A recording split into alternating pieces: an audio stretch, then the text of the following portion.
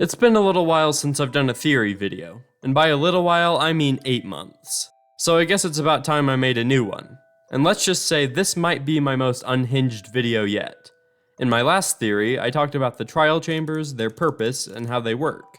You can go watch it if you want some more context, but to summarize, I believe that the trial chambers were created by the first ancient inhabitants of this world, as a sort of Hunger Games-esque challenge, meant to root out the weaklings and train the strongest warriors to fight the undead. The trial spawners revive the souls of dead monsters or use them to create new creatures. The ancient builders were eventually all wiped out or forced to escape to the end, and the trial chambers were sealed until we stumble upon them years later. That video basically covered everything new added in the Tricky Trials update, except for... oh no. Yeah, I didn't even bother opening the can of worms that is the ominous bottle.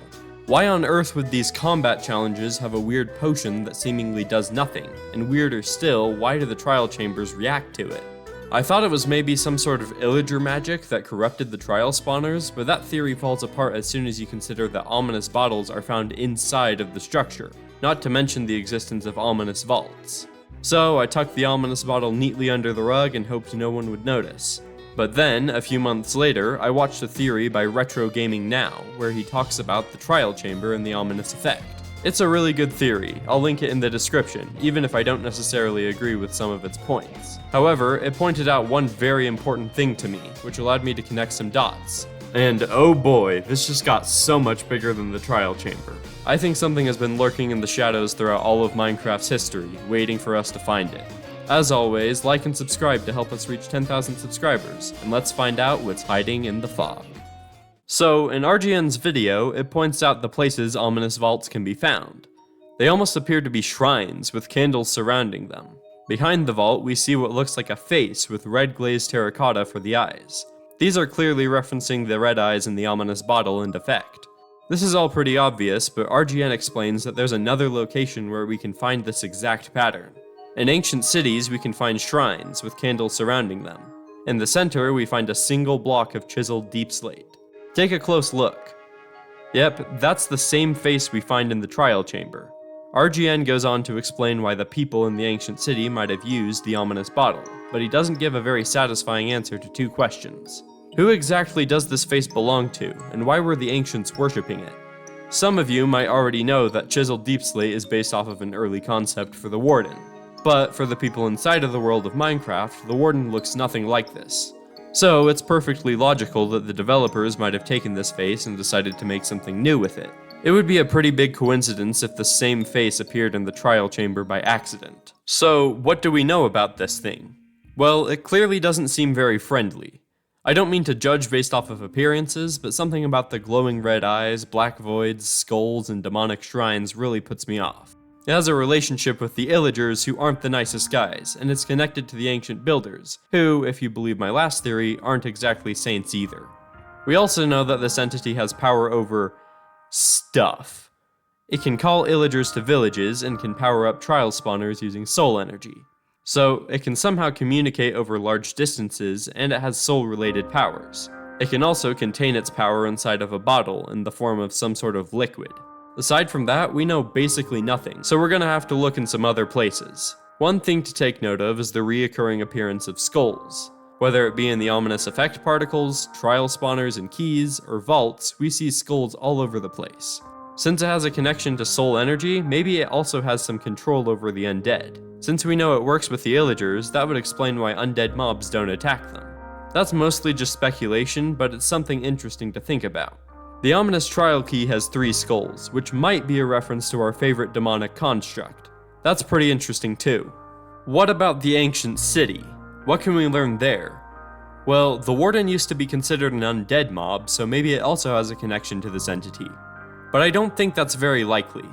The only visual we have about this thing is the red eyes, and the Warden literally doesn't have eyes. Plus, these shrines were probably made before the Skulk took over the city, so if anything, the Warden would be an enemy to this thing. But there is something we can learn here.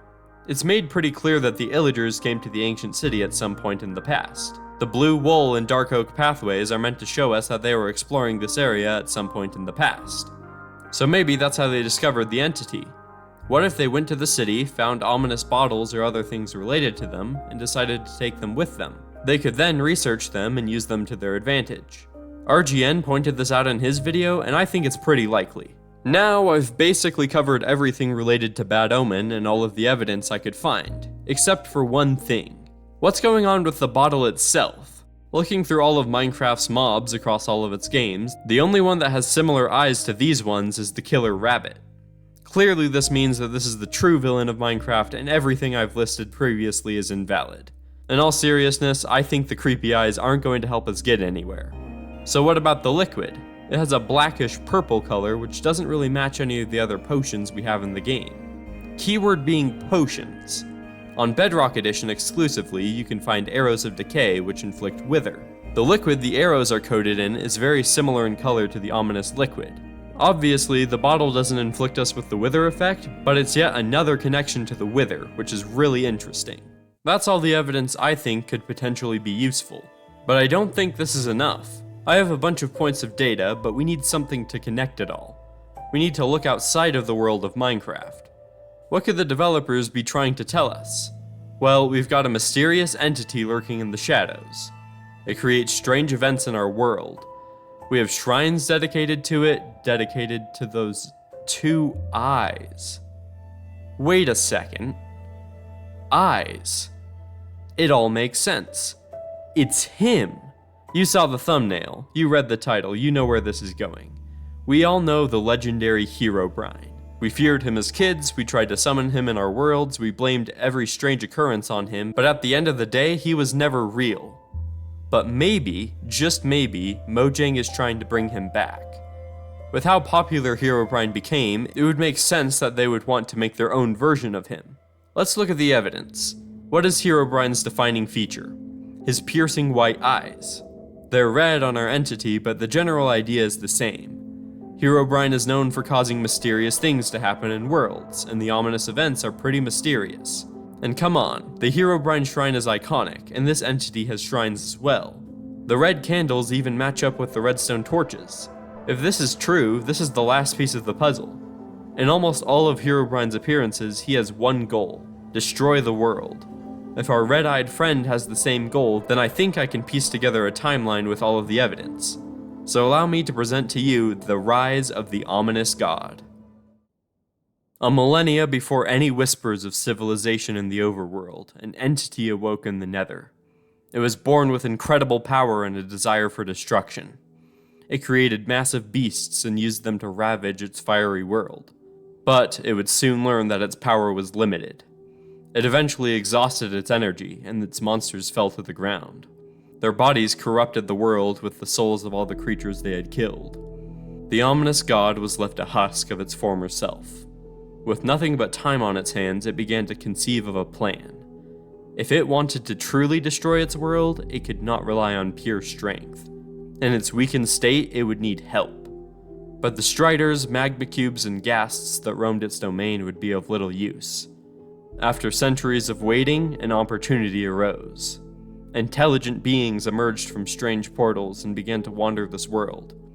It used some of its remaining power to communicate with them. It told them it would help guide them through its world.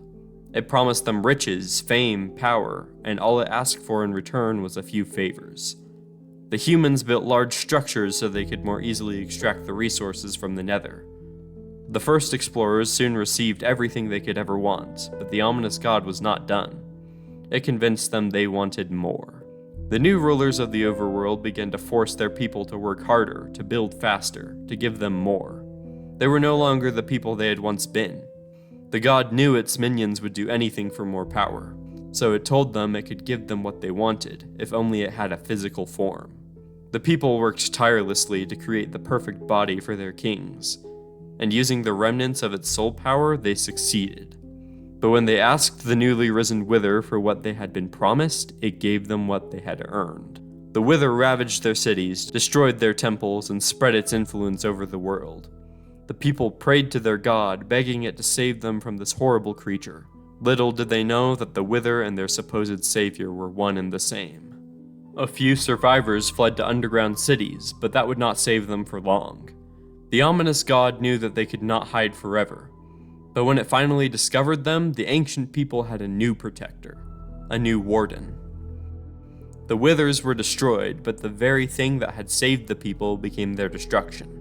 The ominous god was once again left with no hosts, and its power was once again limited. It had not achieved its purpose. It needed to make the world burn. Again, many years went by, but the entity was patient. When the portal showed up again, it knew what to do. It once again began communication with the humans. They were wary at first, but as it gave them knowledge, they began to trust it. This time, it allowed them to use its power. The people built spawners powered by soul energy and learned how to harness ominous essence into liquid. They advanced and became stronger, and the ominous god grew with them. It began preparation to create a new, stronger body to contain its power. But as the humans continued to experiment, something went horribly wrong. The plague the entity had created long ago spread and became stronger. The few survivors had no choice but to flee to the end, and the ominous god was once again left with no one to execute its plans. Or so it thought. Illagers, attempting to follow in the ancient's footsteps, uncovered the secrets of the ancient city. The ominous god had a new group of loyal followers.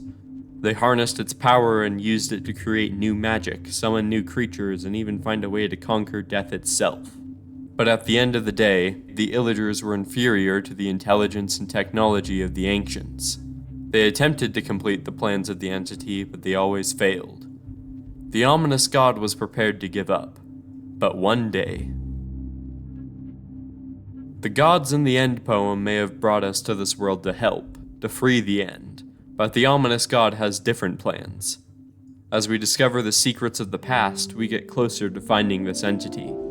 And when we do, we will be the perfect host. With some guidance, we will finally bring its plan to fruition. And once we do, there will be nothing to stop it from finally destroying the overworld. That is, nothing except for us.